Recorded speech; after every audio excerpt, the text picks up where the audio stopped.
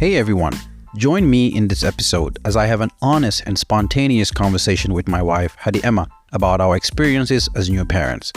In this episode, we share our thoughts, challenges, and joys while navigating the beautiful journey of parenthood. Together, we explore the significance of partnering up and teaming up as parents, discussing the ways in which we support and uplift each other to build a strong and loving relationship within our home. During our conversation, Emma also bravely opens up about her sadness and worries regarding the lack of support she received after giving birth. We also delve into the importance of family visit and the need to reach out, highlighting the value of maintaining close ties with our loved ones. Through our shared experiences, I hope to inspire listeners to cherish and nurture their own relationship. Whether you're a new parent seeking guidance or someone interested in strengthening family bonds, this episode will definitely resonate with you. I hope you enjoy the episode. Thank you. Hello everyone, welcome back to another episode of Tuesday with CBJ, and I am your host, Cherno. And I have a very interesting guest here today. It's been a while since me and her did a podcast. She was on my first podcast, and it actually got the most listened. It was actually the most listened episode. So welcome back to my wife, Hadi Emma Jagne Karlsson, with the long ass name. Hello. How are you doing? I'm good, how are you? Yeah. But why are you saying my name weird? My last name? You saying Jagne? Jagne. Yeah, and our daughter is it's awake. Yeah. I will just see if she can fall asleep again, or Okay. I'll bring her, okay? Okay, do that. I'll wait for you. Yeah, and we're back. We are back. So basically, for a lot of people who don't know, we have a daughter now, and we haven't been able to do a podcast for a while, I guess. Wait, so the first time when we did it, she was not born? No, she was not born. Imagine time of fast. So she was taking a nap, and now she's awake. So she's sitting right here. Her name is Imani. Imani, you okay? Imani, do you want to say hi? Do you want to say hi to the podcast? This is funny. Yeah. But I mean, it must be very, of course, it's been very interesting having her now, because there's not a lot of things you can do, especially things like this. I know some people have their kids, like you said, on podcasts when they talk, but it's still difficult because you have to edit a lot. Exactly, because she's probably going to do a lot of sounds and stuff. But I feel like as long as it don't interrupt with my talk or whatever with the mic, it's going to be fine. Yeah. But, maybe she's hungry or she wants something else. I don't know. But it's been very interesting, basically, being a parent. So, and we're going to be traveling for the first time with her. She's just looking at me and smiling. And it's the best thing ever. How has it made you feel since you have become a parent? I feel more worried and stressed somehow. I love it. But I think for me, the hard thing is just to be worried. Constantly worried.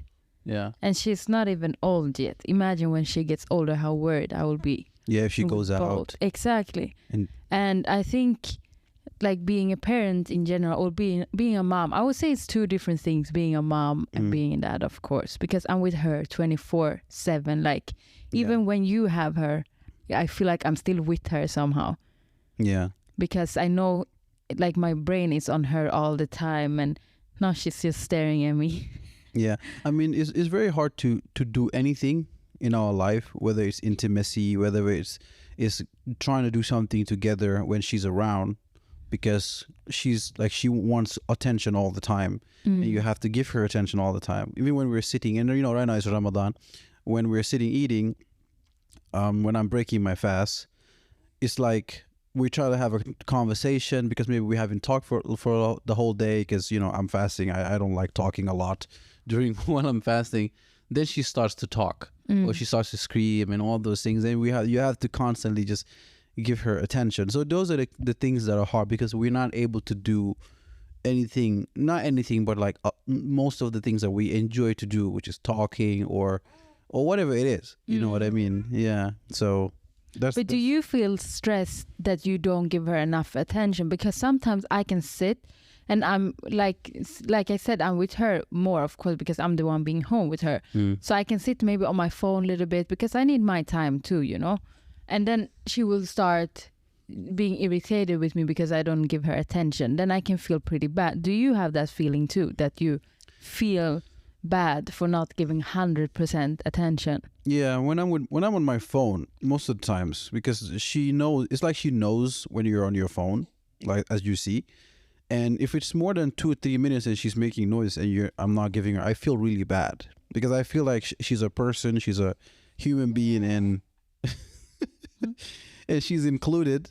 So if you don't talk to her, it's gonna be, like I feel bad. Like I feel like I have to give her the attention, but sometimes it does get frustrated. Like I get frustrated a little bit, but I never showed it. You know what I mean? For me, it's all about, I just smile because I'm like, it's not her fault. Exactly. Kids are very honest. That's what I've learned since I became a parent. That kids are very honest. Like you remember, yesterday or 2 days ago, we were out. We went to someone's house. I don't want to say the name, but as you see, like if they don't like a place because they're not used to the place, they will cry, or they're not like they're uncomfortable, like they cry it out and say it. Yeah, she will. I mean? Exactly. Yeah. She will show that okay, she's not happy right now. And the thing is, that's been very hard for me because I'm so attached to her, and when we are going out and stuff. And other people, of course, they're like, oh, she's a baby. They want to hold her. Of course, I understand. I've been the same. I always wanted to hold every baby I saw. But it's like she's so aware. So she will look around and be like, "Nay, this is not my mom, or I'm not comfortable here. So let me cry so I can go to my mom." And then I feel for her. I'm like, but let me just have my baby then. If she want to be with her mom, let her be with her mom. But it's hard because I don't want to seem very overprotective at the same time. So I don't want to be like, oh, give me my baby like that. I want to let them hold, but at the same time, I know that I can see that she's sad right now because she only want to be with her mom. Yeah. Maybe she's stressed. It's a new environment. Like right now. You think she's hungry right now? Nah, she just ate. I just fed her. Then what do you want? She's just touching her feet. Oh, but she seemed like she wants to be part of the conversation. Yeah, I just want to add something. Like, I understand. Like, yeah. Look, I'm sitting here looking at her feet. That's why. Yeah. It's hard actually to be as a mom when you feel like you don't have your own body anymore. You don't own your body. Your body is shared with someone else, and it's not your husband. It's like it's your daughter. It's your kid. Exactly. Give Papa back his wife. No, but because she's on me all the time. 24/7. So as soon as she sleeps, it's like I want to cuddle with you, or I just kind of want to be with myself. Even to just stand in the kitchen myself and do the dishes are something that I really value now, and I hated to do that before. Yeah, I know it must be really hard because like I go to work, so you guys are together all the time. Like in the beginning, that was the things that I was thinking about. What if Emma wants to go to the bathroom? How is it gonna happen? But I guess that, of course, that you know what you do, but it's still, like you said, very difficult because you're never alone. You're always with somebody. You always have to constantly give them attention. You always have to talk to them, so that they feel happy or they feel comfortable around you. So for all the women who I salute you because that's a very tough job to do. Even some of the days you go out, even when I'm with her. Just like for a couple of hours, I feel even stress. Not stress like to a point where I can't handle it, but I kind of taste a little bit of what you're feeling. That okay, I can't even do this or I can't do that. So sometimes if she's in a good mood, which is easier, then I can pray, or maybe I don't know, go take a piss. But even if I'm going to take a piss, it's like I have to try to do it as fast as I can because it's so funny. So all those things I totally understand. Why I'm starting laughing and smiling here while you're talking? Because I start thinking about the first time that I left you alone with her. We don't want to get to that. Oh my God. Oh my God. I can tell the story. Basically, so when she was born, how old was she? Was it 2 months? Maybe 2 months. Barely. I think 1.5. Probably, yes. One and a half months. True, something like that. So basically the first time we, actually, the funny thing is I'm not used to talking to people on my podcast. You know what I mean? Like I like to talk to you. So this is a story you already know, but either way, I'll just tell it. So basically you left me with her and you went out and... I was on a TV recording. Yes. Yeah, so you didn't go party. No, he sounded like you went out party. No, but basically, why is this going out so much? Anyway, so basically, you gave me 2 bottles of milk so I could feed her. Yeah, I pumped them. And Yeah. for women who pumps, you guys know this milk is precious. Like this milk is very, very... It's very, very, very, very precious. Exactly. Precious. Very, very. I pumped a whole bottle and I pumped almost a half bottle. I was like, just have one extra in case. Yeah. So I came home. I had her. We were just chilling for a little bit. And then the bottle that I opened first, I thought, okay, I was like, I'm going to make it a little bit warm because it was in the fridge, right? So I thought that there was another cover from under the bottle, right? So I could open like an extra cover. You know, like some of those bottles that have like 2 covers from, both ends, right? And in my mind, I was like, okay, I can open under so that I can actually put it in a bowl so that it can be warm. It can be a little bit warm so that she can drink it, right? As soon as I open it, it came out of everywhere. All the milk just literally fell. Boom. And I was like, oh, no. This is not gonna happen. And that was my biggest fear. But I was like, I was at the TV recording. I was like, okay, what can happen? Cherno has 2 bottles of milk. He'll be fine. I won't be out for very long. And I get a text. You have to come home now. I'm like, and TV recorders, I couldn't just leave because you are there to sit in the audience. You can't just leave. Yeah. So I had like panic. I couldn't really relax even. Yeah.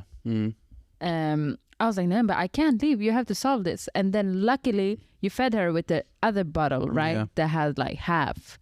And this little girl, she didn't eat for 3 hours before that. So of course she was very, very, very, very hungry. But she slept. Luckily, like I panicked because in my head I was like, there's no way I could do this. Like this is just, and like the only reason why I panicked too is because of she puked it all.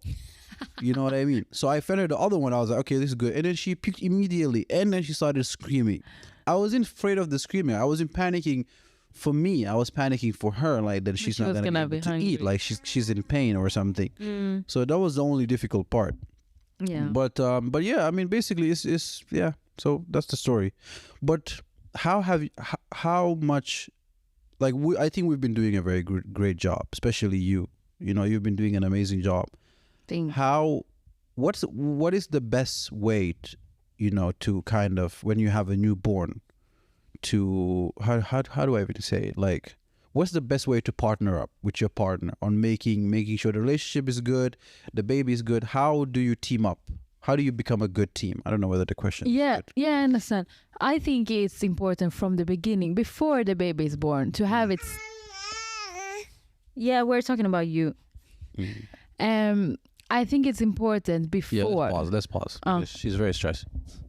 All right. So yeah, what I was gonna say was, I think it's very important to have a very stable relationship before you have a kid, because we went through our ups and downs. But before we had Imani, or in the beginning of the pregnancy, we were very stable. Like we knew each other's limits more, like how we should talk to each other, and the home, we should take care of the home together. Those things I feel like grew throughout the pregnancy. Yeah. And maybe to have a kid in your relationship when maybe you guys are not stable, maybe that's not good. Yeah. And I think hard, yeah. Yeah, it can be hard, exactly. And I think it's important to feel good in your house. Like I know a lot of relationship, maybe their relationship is good when they are out traveling, they're going on dinners and stuff like that, to constantly be out of the house. But our relationship have been very stable in the house. True. And I think that's important, because that's where you're gonna spend most of your time with your kid. Yeah. In your house. So if you can be stable through in between these walls and feel good and have a happy, nice relationship, then I think it's gonna be easier for you once the kid is here. Yeah, I mean, it's all about being honest with each other as well, because like for me, when I found out you were pregnant, of course a lot of things changed, but I think you said it all. You've been a very good talker these days, babe. Wow, have you been like practicing podcasts or like practicing something these days? I talk good. Yeah, you talk very good. You explained it very, very well. What?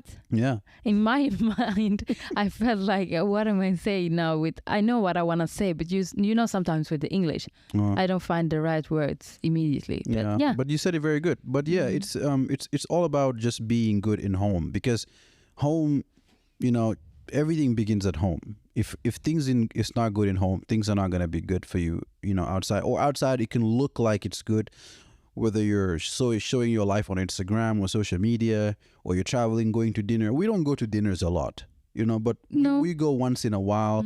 But like, because I enjoy cooking home, you know, sometimes you help out, or like we enjoy being home, you know what I mean? And we take care of the house, we clean the house, we know we've spent a lot of time with each other in one couch.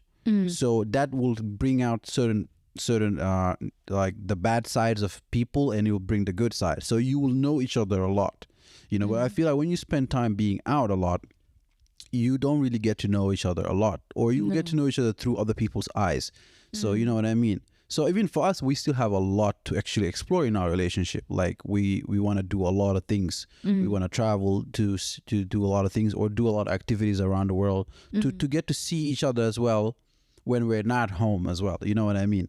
So I think when you have that, like you said, it will really build a good partnership when you have a child. You know what I mean? So because I know some I know that some relationship, they like to travel with each other, because that's when they are enjoying the relationship the most. But at the same time, everyone is happy when they're traveling. You're always happy when you're traveling. That's like the best self. Even when we met, yeah, just put the mic a little bit down, not too much. Even when we met, that was in you met me when I was on my vacation. I could have tricked you and be a crazy person after that. Well, I did kind of. You. Yeah, but everyone has fun on vacation. So like I said, I think it's more important to feel good in your house with your partner. Yeah, that's good. That's where, like you said, that's when it starts. But I'm talking about also the stress when having a baby, because when you have a baby, you know, like how to keep the baby good and your relationship good, those things are challenging as well. How do you think it's important also to team up, like to partner up in the house with the baby? Like how would it make it easier for you, to make like basically my life easy, to make your life easy? Like how do you think couples should basically so you mean now the whole time I was talking, I didn't really answer your question? No, you answered some part of the you answered some part of the question, which is good, you know, because I feel like maybe you have a lot of other things you've been wanting to say, and now you get to say it, so it's good. Yeah. Hey. So you mean like more in the house together with the baby? I think it's important to know that like to help each other out.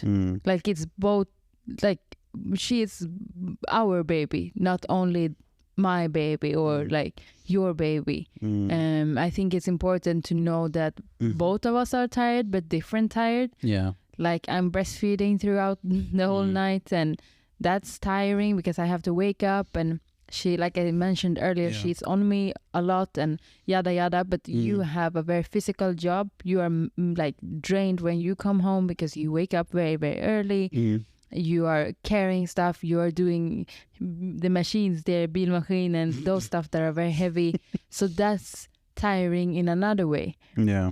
But so it's not a competition. No, exactly. It's not a competition. We both are tired, but I think it's just that to understand that, okay, but we have to help out. We can't fight about who is more tired because we are both tired. No. So it's just to have the respect for each other, and help out.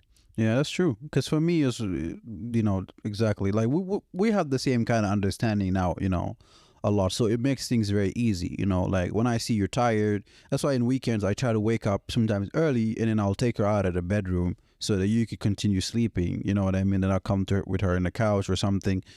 Now in Ramadan, it's a little bit more difficult, but I try. But it's all about just serving each other, because I feel like marriage, you know, it's like serving each other. You know, I don't know anything about other people's relationship, boyfriend, girlfriend, so I'm going to only talk about marriage. because you are serving your partner is serving you, and it doesn't mean in a slaving way, but it's in more of helping each other. Don't compete with each other, be there for each other, because like I told you the other day, your win is my win is your win. So if you're tired, I have to be like, don't, if I could find a little bit of extra energy in me, I have to just bring that out, and use it to help you, or you use yours to help me, so that both of us, our life can be easy and the baby's happy. Because I feel like kids can sense when there's stress in the house. 100%. They can feel when there's tension. They can feel your body language. They just can see things that we don't understand. That's why a lot of scientists don't really understand how the consciousness works, especially when it comes to babies. You know what I mean? And when you ignore them, when your body language is all, and you see sometimes, even when you're in the bed, like when you're stressed, maybe in sleep, and you have to feed her or something, maybe she will get a little bit stressed. She feels that you're stressed, so she will cry out. So all those things. So it's just all about being there for each other, taking care of each other, making sure that you ask each other as well, like, you're okay, and then be thankful for each other. Say thank you, that I appreciate you. Like when you do the dishes sometimes and all these things, and I come home and I feel like it makes my life easier, because then I don't have to think about that. Then I'll figure out how to think about another way to make sure that you're fine, whether it's taking her or doing something else, you know what I mean? That's something I'm very glad about, because since we were together, we didn't really have the fight about, oh, but I did dishes yesterday, or you did that yesterday. Like probably we had those talks maybe sometime, or like 3 times, like not a lot. Like we just know that it's supposed to be done and we should do it. Yeah. Even it was a period when I was very lazy, when I was working night shift. I didn't do a lot in this house because I was very tired all the time. But even then, I don't think you were saying a lot to me that I should do more. No. Of course, a little bit, because it's not easy also to do everything yourself like you almost did before. But I feel like it's just, you both just have to know that this is this is our home. Like we do things together. We both, if it's dirty, okay, but it's both responsibilities to clean and to do dishes, to do laundry, to help, to do stuff with Imani, with our kid. Like it's just both. It doesn't have to be perfect all the time. And for me, it's a lot of lessons that I have to learn, because I was very picky with being busy in the house, that the house needs to be clean all the time. But I realized too, like, it doesn't work like that. Sometimes I like it when the house is a little bit messy, but when we fix it, you see how calming it gets, how the home feels so nice, so relaxing. It's crazy, because when we fix the house, that's like when my business mind starts. I want to sit down, Imani. Like when it's clean, I want to sit down, I want to have a cup of coffee, I want to have a book and a pen. I want to sit down and like write business ideas. That's when my mind feels very good. And I really believe that if you have a very clean house, your mind is clean. Your house gets messy if your mind is messy. That's how it works. Yeah, that's true. I think I heard it somewhere where they say that your room or your house is basically the externalization of your mind. So if your home is messy, everything is messy. I mean, there are some people who are very good at being messy and still they're very successful. You know what I mean? Like a lot of very smart people, they don't keep their houses very clean. Like they're very messy everywhere, but they're probably working on some app somewhere, or like but their mind is messy. That's why their home is messy. Exactly. So, but most of the time they are very stressed also. Like they're very stressed on doing certain things. They have deadlines. They have to run here. They have to do this. They have to do that. But when your home is, even in the military, that's one of the first things that they teach you. Like first discipline they teach you is like, you have to, when you wake up 4 a.m, make your bed. Like that's where you start. So even people who are like going through even problems in their life, example, usually even the first advice I would give is like, make your room. Like I'm not very good at that, because you usually make the bed. But like when I was in boarding school, that's the first thing I do. So like it's not something like I don't know. It's something I know very well. Maybe I choose not to do it, or not I choose to. It's just in my head, because I wake up, I go to work, you're still in the bed, so you wake up, you usually fix the bed. So when are you even gonna do the bed when I'm in it? Exactly. I'll just flip you over and be like, move, babe, I gotta fix the bed. Exactly. But like, since I was like 7, I've been fixing my bed, like those things. So it's very important to know, to be organized in that way, and when you're organized, your mind will be free, and you have a schedule and have a routine and all these things. It will be. But how has it been for you? Because like being home, gonna be home for a year, like what are the things that is going on in your head? Like what are the things you want to do, and how do you view life nowadays when you're being home, alone most of the time with her, but like, because you don't talk to her, she doesn't talk to you, so. First of all, I think since the pregnancy, and even more now after Imani is born, that's the time when I realized, like, kind of, you only have yourself in this life. Like, I have you 100%. I don't mean like that. And I have Imani.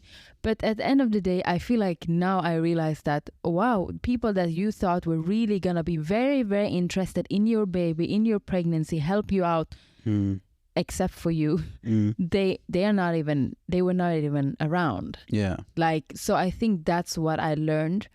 And that's what I've been thinking about lately a lot, like how to call it, like you just thought different, like you thought people would be around, you thought people would be very interested in your baby. That's how I always expected it to be. But now I learned that, okay, I shouldn't expect things from people, because people will really surprise you. Exactly. But for me, I've always known that, I've known people in the hard way. I'm not saying, like, I've always basically just know how people are. People only care about themselves. You know what I mean? So coming from Gambia, I lived in different countries. I've seen how human beings are. I feel like here there's a lot of people pleasers, and all those things. So it's a little bit difficult, for you, obviously, like, because you're expecting that when Imani is born, you're going to have a lot of family members always coming to visit, and, friends always coming to visit. But then you realize, like, like, it's just you, it's you and her and and your husband, or whatever it is, So I knew that. I kind of never really wanted to tell you, but it's more like you've kind of see it for yourself. So if I would maybe tell you at the beginning, you would maybe believe me, or you would maybe see it. But experiencing it is another thing. You know what I mean? So yeah. Imani, are you okay? Hello. Okay, let's just pause for a second. Okay, so Imani's okay. We just had to pause for a second. She was coughing. Yeah, that's basically how it is being a parent all the time. Yes. You're always worried. I'm even surprised we're doing this podcast right now. And that was so random. Yeah, I think it's doing well, and I hope you guys are enjoying listening to it. Yeah, I really. But what were we talking about? And we were talking about that I thought that people were gonna be around more when I had a kid. And yeah, I mean, it's hard for you as well, because you know, I know you're like far from your family, of course. All the way in Stockholm. So you don't have a lot of friends, and your mom and your sisters are a little bit far from you as well. I mean, you have your one sister here also, and your other small siblings. They're small. They're young. But yeah, I mean, I understand. I think I would have felt the same if my family was around here, or friends that are very close, and maybe I don't see them a lot, because I guess for me, because I don't live here. Like I don't live here. I live here, but like my family is in Gambia. So mainly most of them are in Gambia. So I don't think about if they would see her or they would come see her or not, because it's very far away. So I would just enjoy when I go on holiday and they see her. So maybe that's why. So. And I think it's just, I talked to my dad about it lately. Like, I was like, why is people not visiting me after I had my kid? You're very far, babe. Oh, yeah. Yeah, I will say it again. I talked to my dad lately, and I said, why are people not coming to visit me after I had Imani? Because I always went around visiting people when they had kids. And then he said, because you are special. And then I felt like, but it's not really even about that. Shouldn't everyone wanna see a friend's baby or a family member's baby, like when they are born? Like, yeah, even people around me who live very close to me here that are my family, they don't want to come and check how am I when I'm pregnant, or how am I now in the beginning when Imani is born. Can I sleep? Do I have time to cook food? Can I come with food to you? Like those things. Because I think it's sad that I live very far from my mom and even your mom, because I know if they lived close, they would do like everything for me. Yeah. Because they know how it is, and they would help out a lot. Even your mom was very shocked, like when she saw that I was doing everything myself. Yeah. She got shocked oh, is people not gonna help out? But that's the thing in Europe. I don't mean to cut you off, but us always living abroad. So like for us always living like in Gambia or in other African countries, like the way our culture is basically like we're always there for each other. When someone's kid is born, we're always there. But here we've always had this thing that this is Europe or it's the Western world. Everything is moving fast. People don't have time for each other. You know what I mean? People have to go to work. People have to, like, there's no time. You don't have time for yourself. You get stressed. You get depressed. Like we always see Europe, or like not only Europe, but like, you know what I mean? Like the Western world, America, wherever it is where people come to work. We always see it like that. So we kind of understand like here, there's not a lot of closeness. Even when it comes to, you see like how some people, like when their parents grow to be very old, they put them in certain homes, like old elderly homes and all these other things. So I feel like here the culture is so different. I mean, some families, I guess, do those things. Like they would come visit, maybe cook for you or whatever, help you out. Probably your mom would have done that. But we've always had that mentality that here is like that. Like you're alone. Like you're always going to be alone.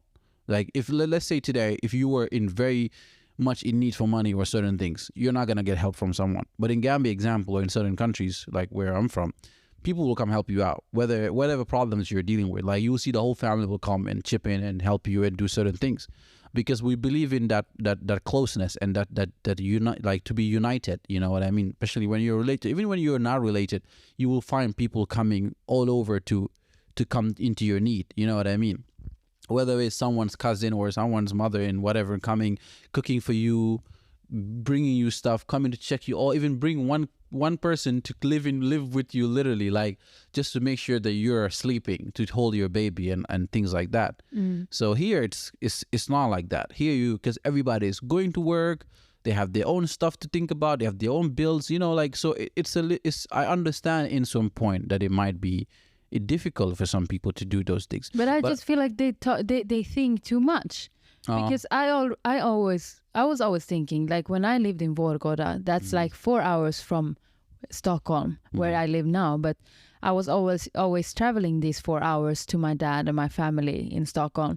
I was always thinking, but money come and go. For example, maybe I didn't have a lot of money to travel, but I wanted to see my siblings and I wanted to see my dad. So I would be like, oh, but money come and go. Or like when I was driving where my sister lives around her area, but maybe I was not planning to pass by, but I'm like, I'm driving past her house. Why can't I just pass by? Time coming, like time, you have time to what am I going to do when I come home? What am I rushing not to see my sister when I'm driving past her house? That's the thing. Like all those things. Yeah. But you're special, like your dad say. You're very special, because a lot of people don't think like that here. You know what I mean? They don't people would literally work next to my house and not come and visit. And for me, that's just I will be honest and say I think it's very weird. Yeah, I mean, 15 minutes, give me 10 minutes, even tell me come and meet me for 10 minutes. I would even come out of my house to come and see you. Yeah. You understand? And that's the thing, when you die, then they feel sad. They're gonna act like they knew me. So, but that's how human beings have always been. You know what I mean? I mean, not everyone is like that, but here people are. It's like almost rush hour. Like you're doing so many things that you're not taking a pause to really think about your life. And that's one of the things that happened in Corona. I feel like, like when Corona happened, a lot of people kind of got to rethink their life again and really look at life. Like, you remember me and my family, we were doing, like, you see me and my family, we were doing like the family group meeting, because I loved that. Yeah. So like because my family is very big, as you know. We have people everywhere, America, England, Finland, Norway, Denmark, like everywhere I have a family. And everybody was connecting to talk, for all of us to talk in Zoom. And then we were even trying to fix our family tree and all those things, because we realized that for so many years, like in my generation, we haven't really kept in touch a lot. Like, you know, we don't keep in touch that much. But our elders, like our parents, were together. They lived together before all of them travel and live in other countries. So I think that's very important for people who are living here. Whatever you run away, you're rushing, working, making money, it's very important, like, to sit one time and really think about the people who are around you, the ones that care about you, your loved ones. Visit them, call them, or even have a day. Like, you just call everybody. You see, I try sometimes. Even sometimes it happens to me. I'm working for a whole week. I forget to call my mom or something, because when you're tired, you come home, I just want to sleep. And I really feel bad if I forget those things. I feel so bad. Like, sometimes, you see, I sit a whole day and I'm like, Aja, Zahra. Like, I try to call each one just to... Oh, your sisters. Yeah. Or even like my brother's friend, I try to call him, or whoever, just to try to reach out. Just to know, oh, hey, I'm okay. You know, it's just been busy at work. But even if it's a 5-minute conversation, that can maybe last you another month even, or another 2-3 weeks. So just to reach out, to check people how they are, because here is very tough. I feel like I'm pretty good on that. Like I can text friends randomly that just comes to my mind and be like, "Oh, I wonder how is that person? Let me text her or him to see how is he or how is she." Because I feel like those things are important. We shouldn't forget about each other. Even though the world right now is tough in many ways. Yeah. There is always been wars, but it's wars and it's very expensive. Everything is expensive. People are living their lives. They are working hard. I know that. But just like Sharno said, just take a second and pause and text and check on people around you. Yeah. Because it's very important. Because you don't know how people feel inside of them. You don't know what's going to happen tomorrow. Exactly. You never know. In life, we don't have control of what's going to happen tomorrow. So yeah, that's very important. Yeah. Yeah, but overall, I think we've been doing a great job. You've been doing an amazing job. You have been doing too, because a lot of men sometimes not everybody, but sometimes they are not helping out a lot in the house, and you've been doing a lot. Let's say you wouldn't cook like before. You didn't cook when you lived in Gambia. Yeah. And now you came here and you're the one cooking mostly. Yeah. If you didn't do that, it would be very hard for me to cope with the day and with Imani and everything. So yeah, but it's luckily, a team. You're lucky because I love food. That's exactly. the thing. So exactly. You know, for some men who don't cook, I understand. I mean, you should learn. I think every man should learn. Every man should learn how to cook. I think it's part of what will complete you. You know what I mean? Like as a man, because as a man you have to be strong, confident, courageous, and all these things. But at the same time, you have to be feminine and, you know, like vulnerable and all these things. And you should know how to do a lot of things as a man. And for me, I love food. So that's why I enjoy to cook. And one of the things, it's like a therapy for me almost.